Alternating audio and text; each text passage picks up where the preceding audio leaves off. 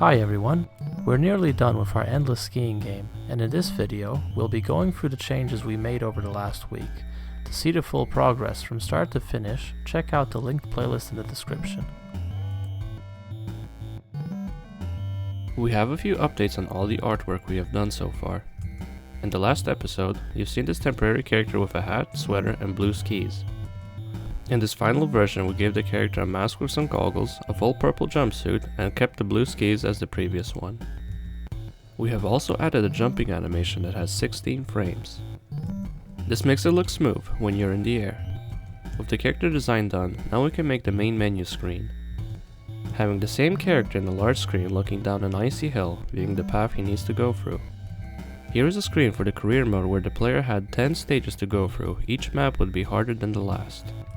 However, this is scrapped from the final product. More about this will be mentioned later in the video. Finally, here are all the tiles we have created for the game. Here you can see some obstacles like rocks, trees, branches and signs, along with some holes for the player to avoid. And here are the ramps the player can use to jump over obstacles and make a full circle spin for extra points. Last time we showed you how we determined the player's speed based on the angle he's moving in. Some of the angles felt a bit off, as if he should be moving a bit faster. Here you can see side-by-side footage of the new speed settings on the left and the old speed settings on the right. The player's motion feels a lot more natural now. In the second episode, we showed an early implementation of the jumping mechanic.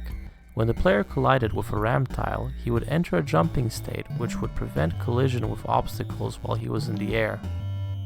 Well, now both the player and the ramp have nice new graphics as you saw a minute ago. The player can also spin in a full circle while in the air. We'll talk more about this in the new feature section. In the last episode, we showed you how we compose maps out of tile sets. We made some tweaks here. 1. The map background has been separated into a floor and object layer. This was in order to fix some instances where roads didn't tile correctly. 2. Two new special tiles were added. A jump tile, which is placed over ramp sprites. This is what triggers the player to jump. And an end tile. This is only used on one map segment, the finish line segment, which is used in career mode only. We'll talk about this in the new feature section as well. 3. We also added support for foreground layers. Currently, this is only used for the banner in the aforementioned finish line segment. And 4. Several level segments have been fixed so they tile correctly. For this game we have two songs. One upbeat action song during the gameplay,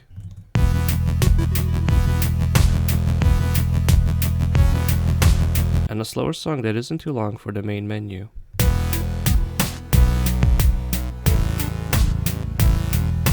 For the main rhythm synth, we bring back our beloved 3X oscillator. Two NES VSTs with some high notes, and some deep ones. Lastly, for the bass, I've used Flex and Pooh Boy. The stage theme has 3 patterns, 6 actually, but there are 2 variations of each pattern. This is so that the song doesn't sound so repetitive. The menu song is short mainly because there's no reason for the player to stay there for a long period of time. The sounds are simple. We've just used 3X oscillator and a Commodore VST. A simple white noise for the crash. An E note for the menu navigation. A sliding E note for the jumps. And a little jingle with some background noises when rotating 360 degrees during a jump. I have a small confession. So far, I've mentioned collision a few times in the series, but I didn't actually implement it until recently. Now, when the player collides with an oof block, he falls down briefly, and when he gets back up, he'll be invincible for a short period of time, preventing any further collision for the duration. The invincibility is accompanied by this flickering effect. We only made a few track segments for demo purposes in the last video. This time around, we have several more with brand new obstacles and layouts. When you launch the game now, you'll be greeted by a main menu. It has a career mode, which I'll cover shortly, an endless mode, which you've seen so far, a help screen which is yet to be implemented, and finally a button to exit the game. Here's a feature I think we'll leave out of the final game. It's a career mode where you play through 10 pre-made levels. There's also this overview screen that shows you which level you're currently on. Initially, we thought this game mode could possibly serve as a tutorial, where the player can learn to play by completing courses of increasing difficulty levels. However, it didn't really feel like it accomplished that goal, and just felt like a chore to play. Besides, the endless mode felt pretty self-explanatory. We're including this feature in the video so you can see that ideas don't always work out, and just because a feature's been implemented doesn't mean it should be shipped. To give the endless mode an actual purpose, we added a scoring system. For every 100 pixels of vertical distance the player traverses, he's awarded with 1 point. Performing a 360-degree jump grants an additional 25 points. The endless mode can't actually be endless, so we added lives. The player starts out with 3 lives, depicted by these 3 hearts in the upper left corner. Every time he collides with an obstacle, he loses 1 heart. When you lose all 3 hearts, it's game over. Either go back to the main menu or try again to beat your high score.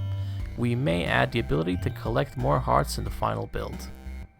I broke the code up into several scenes to help manage complexity.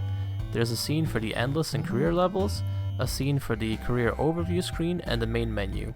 The scenes and transitions are set up using the monogame.extended NuGet package. The game is still under development. We're releasing this video just to keep up with our upload schedule.